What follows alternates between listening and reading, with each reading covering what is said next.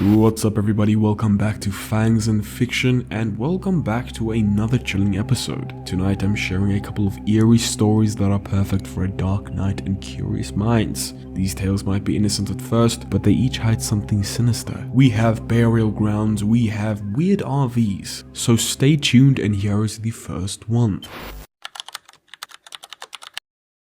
This happened back when I was in my late teens, maybe early 20s. I was dating this guy I'd known from high school, and one afternoon my mom picked both of us up from school in her old black pickup truck, one she'd bought just a few months earlier. He lived way out in the country, and as we drove deeper into the sticks, the road started getting narrower and narrower. I never really understood why, but it got to the point where, if another car came from the opposite direction, one of you had to pull off to the side just to let the other pass. Eventually, we dropped him off at his place. His mom and mine got to chatting like moms do. At one point, the conversation turned to their land, and that's when things got spooky. His mom said their property sat on land that once belonged to an old Native American tribe. She told us that when the realtor was showing them the place, they mentioned how the woods were supposedly haunted. Now, his mom was a bit of a storyteller, always had a vivid imagination, so I didn't take it too seriously. Still, it was fun to listen. But then she said something that stuck with me. Anyone who isn't welcome on this land, the spirits will make sure you know. Now that gave me a chill. And honestly, I kinda believed her.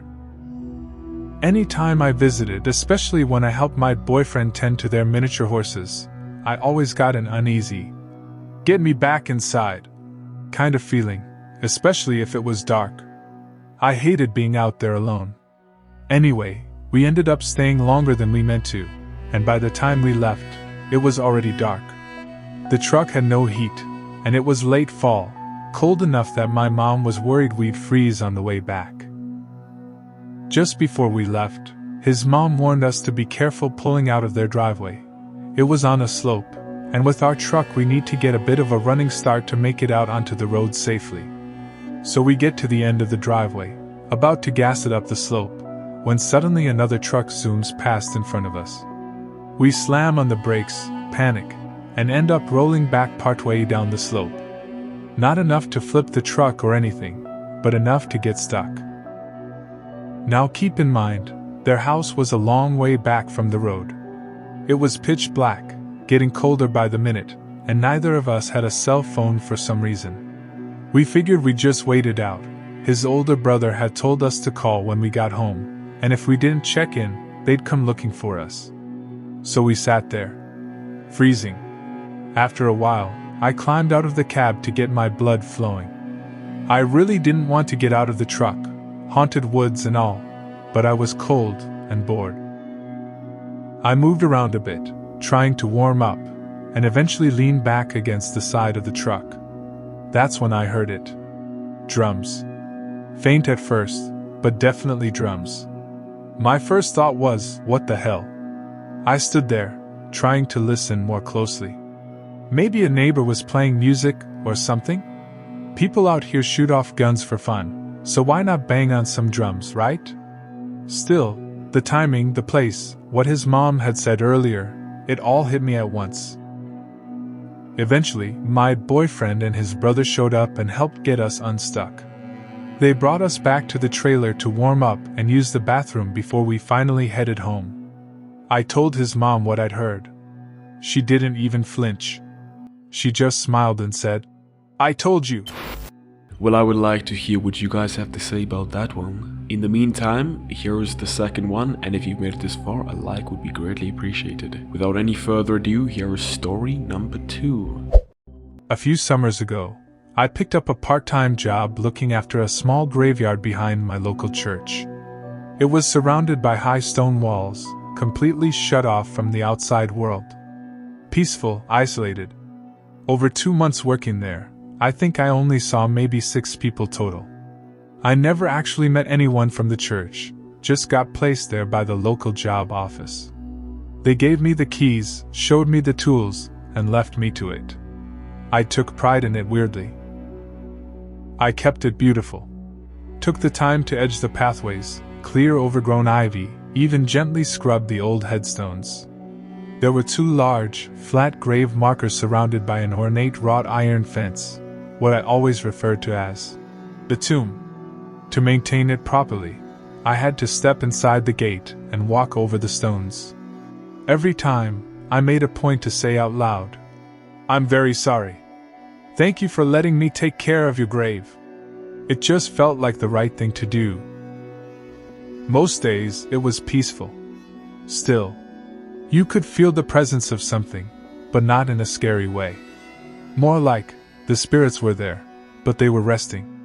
Occasionally I'd hear the odd stone fall, or a strange whisper in the wind, but I chalked it up to the old bones of the place settling. Then, one afternoon, I was edging along the perimeter path. I'd been putting off working on the tomb again. It was a lot of effort, and I wanted to finish the path first. As I worked, I suddenly got this odd feeling.